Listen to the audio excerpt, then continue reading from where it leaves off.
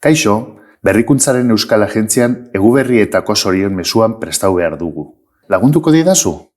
Noski, ezer iruditzen horrelako zerbait. Gure bazkideak zoriondu nahi ditugu eta Eguberri zoriontsuak opa dizkiegu. Ez alda oso samarra. Gehitu zenezake aurten egindako zerbait, adibidez, adimen artifizialari buruzko aipamenen bat. Jakina, Eguberrietan, alaitasuna biderkada dila adimen artifizialeko algoritmo baten nodoak nola. Eta emozioi lotuago egongo den zerbait? Nola ez? Inguratzen gaituen adimen artifizialak gida ditzala gure ekintzak eta giza konexioa izan dadila gure kode baliotsuena. Gatzgabea.